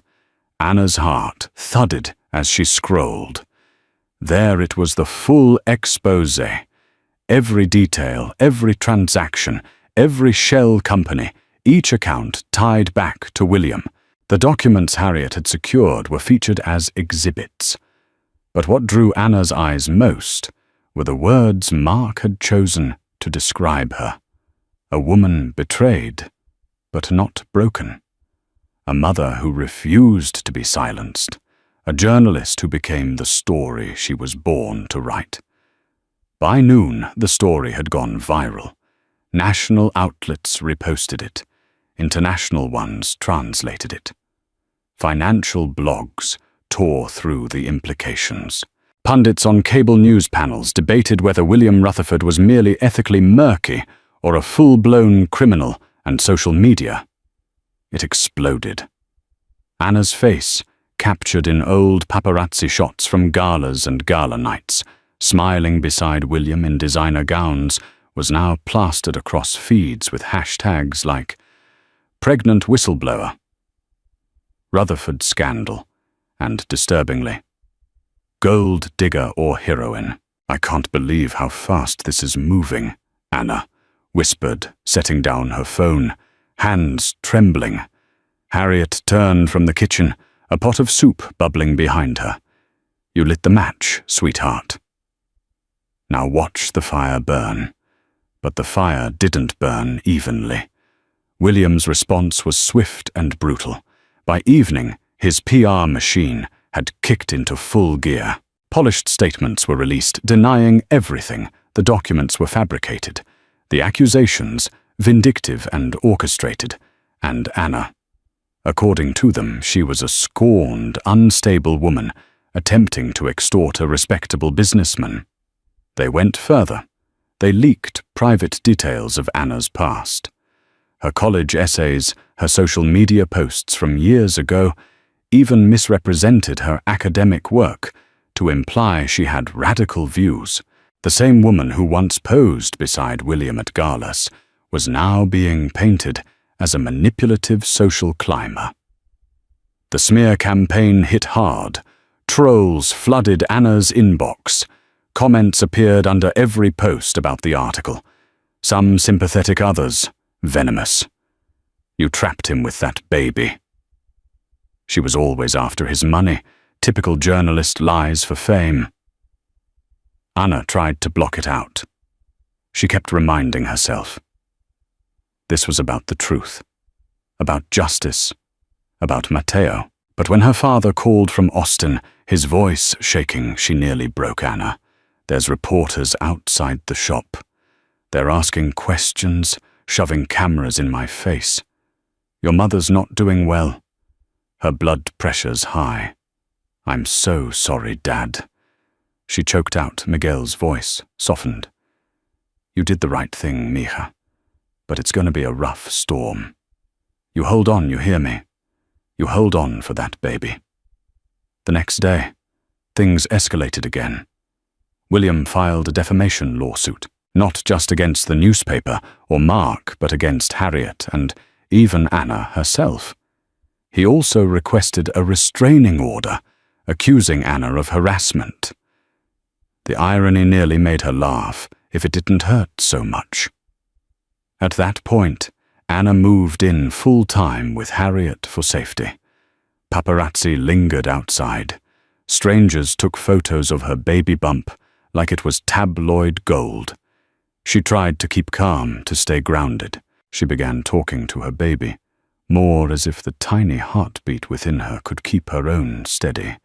You're not just my reason to keep going, she whispered one night as she lay awake. You're my proof that love still means something. And then, amid the chaos, came a call. A woman's voice, crisp and clear. Anna Mendoza. My name is Dr. Cynthia Rollins. Harriet gave me your information. I'm an OB-GYN, and I'd like to offer you prenatal care, free of charge. Anna blinked, tears already gathering. Why, she asked, voice cracking. Because what you're doing takes more strength than most people ever have, and I think you and your baby deserve someone in your corner. That night, Anna wept. not from fear or anger, but from gratitude. Weeks passed, and with every day, William's foundation crumbled more. Investors began pulling out. His board members resigned. And then came the moment Anna didn't expect. So soon, a federal investigation was announced. The charges were real. The government was watching. Still, it wasn't over. One night, unable to sleep, Anna scrolled social media. Despite Harriet's warning, a private message popped up. A user with no profile picture, no real name. I used to work for Rutherford. I have more proof. Emails direct from him. He knew what he was doing. Anna's fingers hovered over the keyboard. A trap. A lifeline with caution, she replied. Hours later, Mark had the emails, messages from William himself, discussing SEC regulations, skirting legal boundaries, laughing off accountability. That was the final crack. William's attorney, Maxwell Carmichael, was rumored to have stepped down. The man who once sneered across polished conference tables now disappeared from the spotlight altogether. But Anna, she stood firm. She was no longer the dumped wife. She was the woman who exposed a lie too big to ignore, who stood tall through the firestorm, who carried not just a child, but the truth. And through it all, Matteo kicked in her belly like he knew his mother had won the first of many battles for them both. The courtroom smelled of polished wood and cold resolve. Anna sat quietly at the plaintiff's table, 8 months pregnant, and wrapped in a navy blue maternity dress that hugged her belly like armor. Her hands rested protectively atop the swell of her child fingers, intertwined in a gentle prayer for strength. Around her, the air was heavy with anticipation. Journalists scribbling in notepads, murmurs from the public gallery, the low hum of microphones being tested. Across the room sat William Rutherford. Gone was the charismatic mogul, in tailored suits and confident smirks. His skin looked drawn, his eyes sunken. He wore a dark suit that seemed to hang loose on him, as if he were shrinking under the weight of the allegations. When their eyes met just for a heartbeat, Anna saw not the man who once whispered vows beneath chandeliers, but a stranger consumed by self-preservation. The trial had officially begun. A grand jury had indicted William on multiple counts: wire fraud, securities, violations, money laundering. The culmination of months of investigation, whistleblower accounts, forensic documentation, and Anna's courage. She had been subpoenaed to testify. As she made her way to the witness stand, each step felt like a mile. The courtroom fell silent, all eyes on the woman who had become a symbol of betrayal, of resilience, of justice. The bailiff held out a Bible. Anna placed her hand atop it, swore the oath, and sat. Her voice, though soft, carried weight. She told the truth, not just the facts, but the emotional toll. How William had walked out without warning. How she had been left to navigate pregnancy alone. How suspicion turned into discovery. And how she unearthed secrets meant to stay buried. Her hands trembled at times. Her throat caught, but she never faltered. "I didn't set out to ruin anyone," she said, glancing toward the jury. "I just wanted to understand why someone I loved turned so cold. I didn't expect to find crime. But once I did, I couldn't look away." William sat motionless, eyes burning holes through the floor. Then came the cross-examination. His defense attorney, sharp and theatrical, attempted to flip the narrative. He painted Anna as vengeful, manipulative, driven by jealousy. He questioned her motives, her character, even her credibility as a journalist. "Isn't it true," he sneered, "that you were desperate for attention, that your investigation was really just an elaborate act of revenge. Anna looked at the attorney, then to the jury. No, she said simply, what I was desperate for was the truth. For my child, for the people William hurt. Her composure silenced the room. Linda Farnsworth, the former accountant, who had first shared the names of the shell companies, also took the stand. Her voice quivered, but her testimony was devastating.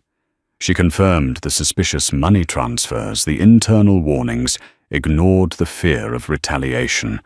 Other former employees testified anonymously, describing a culture of secrecy and intimidation. The prosecution laid out its case with methodical precision: bank records, email chains, witness statements.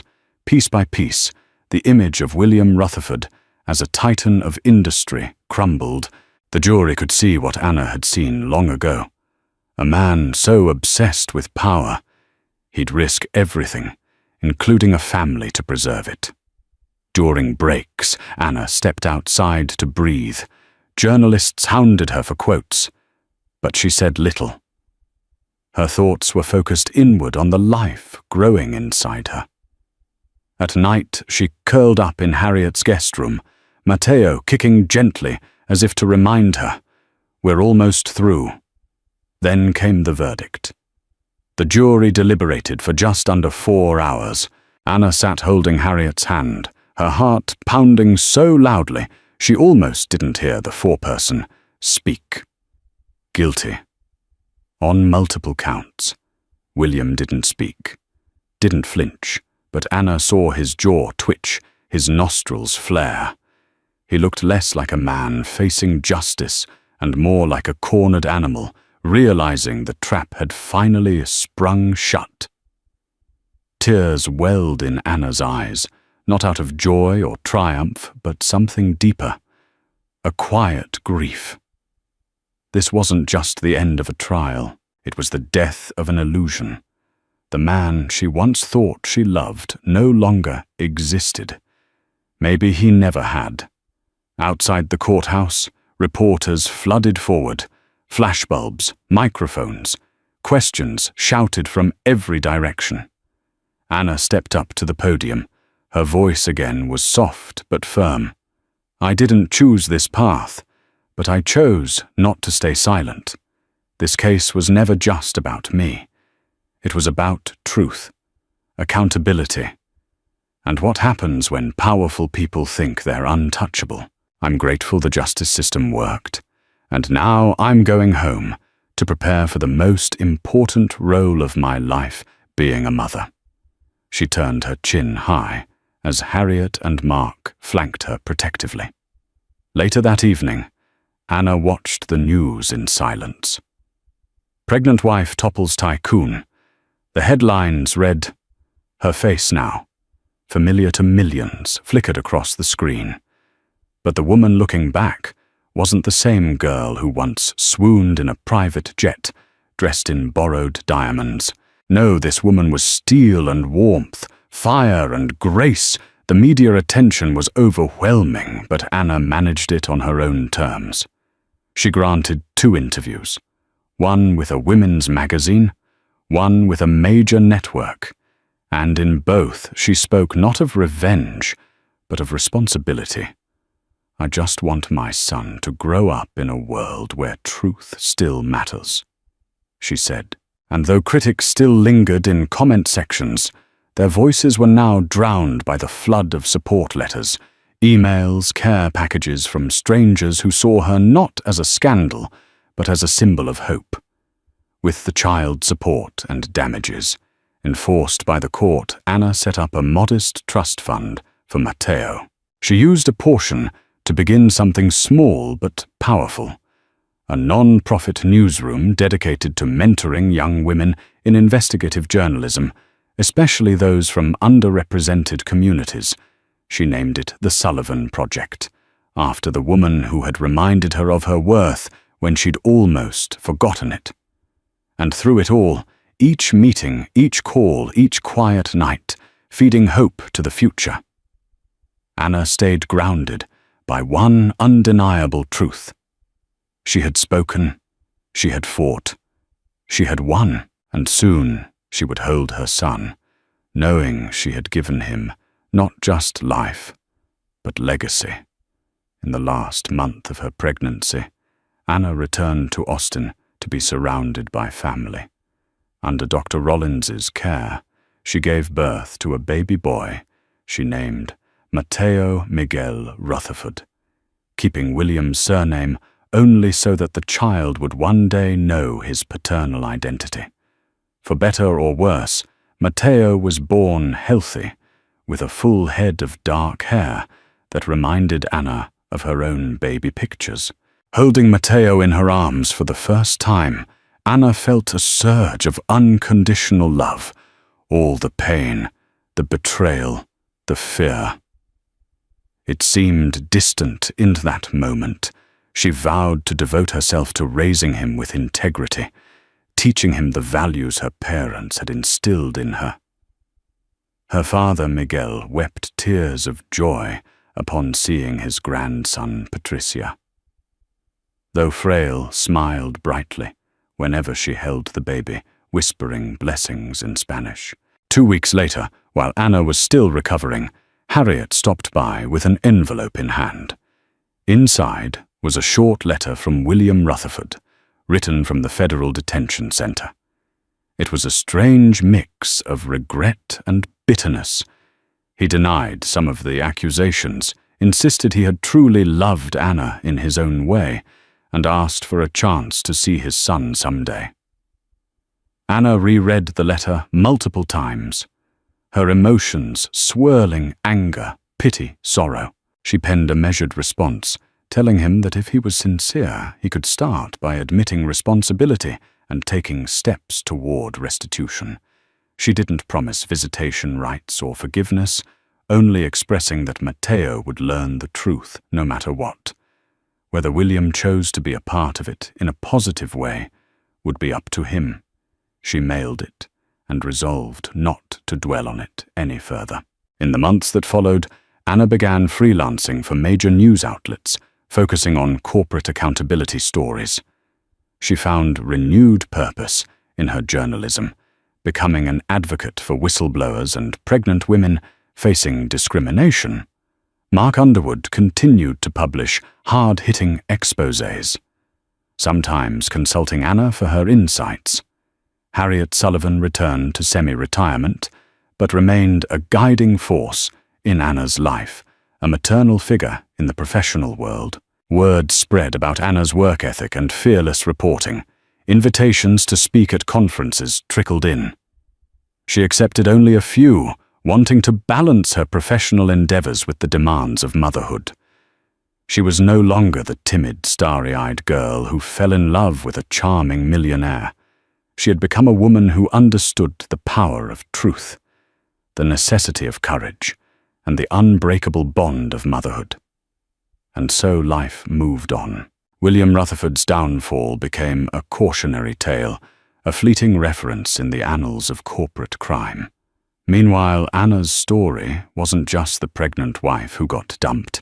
It was about a woman who refused to stay silent in the face of betrayal, who discovered the strength within herself to stand up against corruption, and who ultimately emerged with something more valuable than all the millions in the world, a child she loved beyond measure, and a soul tempered by fire but unbroken.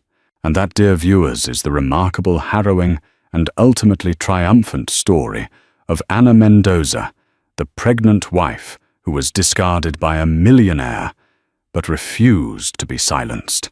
From her humble beginnings in Austin to standing up in a courtroom packed with cameras, she showed that love betrayed can transform into an unshakable resolve for justice.